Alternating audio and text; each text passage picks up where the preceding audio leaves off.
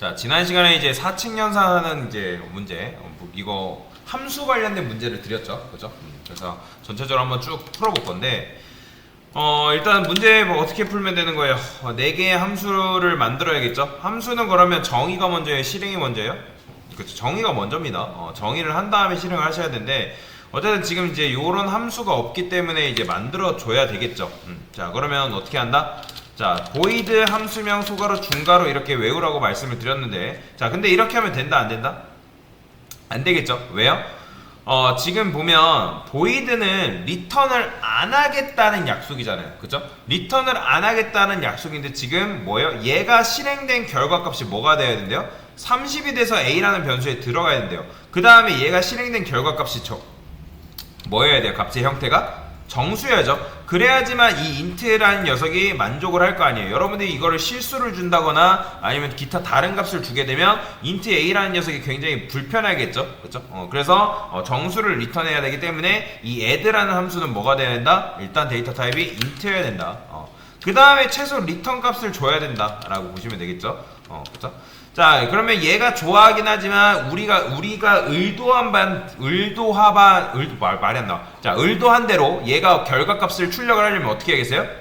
우리가 넘겨준 값에 따라서 얘도 받아야 되는데, 그 받으려면 뭐가 있어야 된다? 인자값 넘겼으면 뭐가 있어야 돼요?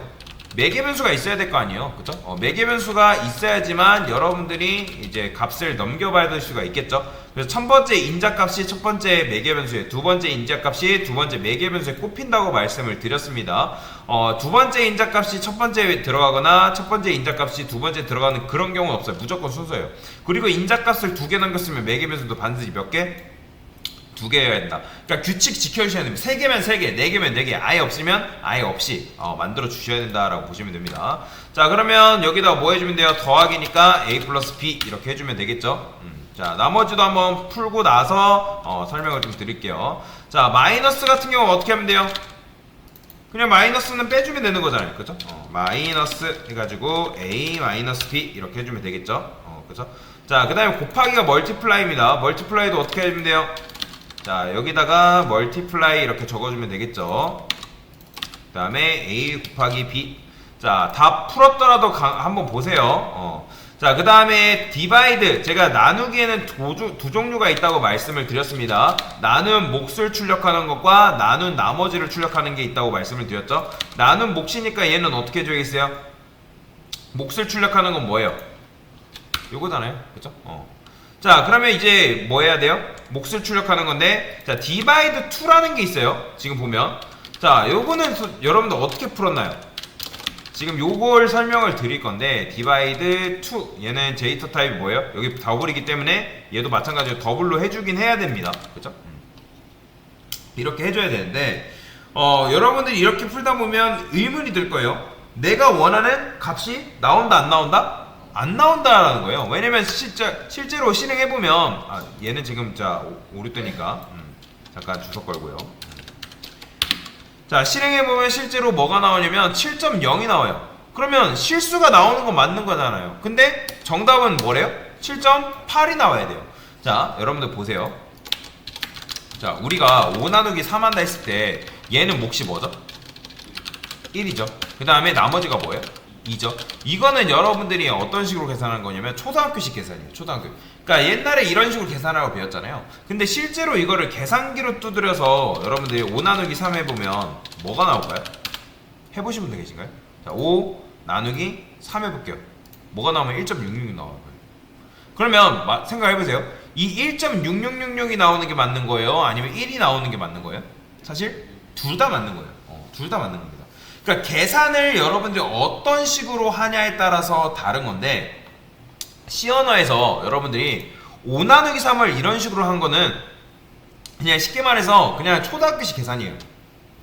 몫과 나머지를 남기는 그런 계산이고, 요거 이제 5하고 3 요런 걸 뭐라고 하냐면 요걸 제수라고 요걸 피제수라 한단 말이에요.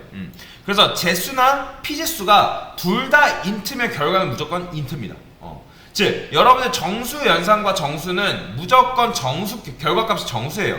근데 만약에 둘 중에 하나가 이런 식으로 실수다? 이런 식으로 실수다? 그럼 뭐예요? 이런 결과가 나온다. 계산기로 두드린 이런 결과가 나오는 거예요. 이해되시나요? 그래서 7.000 이런 식으로 나오는 이유는 우리가 뭐랑 나눴어요? 나눌 때? 그죠? 정수와 정수끼리 나눴기 때문에 그런 거예요. 그러면 자, 한쪽을 뭘로만 바꿔주면 되냐면 실수로 바꿔주면 되는데 여기다가 이렇게 쓰면 됩니다. 보세요. 자, 여기다가 더블이라고 이렇게 바꿔주면 돼요. 변수 앞에다가. 자, 이렇게 해주면 B가 정수긴 하지만 더블이라는 걸 붙음으로 인해서 정수가 실수화돼요. 이런 걸 뭐라고 하냐면 데이터 기존의 형에서 데이터를 바꿨다 해서 형 변환 또는 캐스팅을 합니다.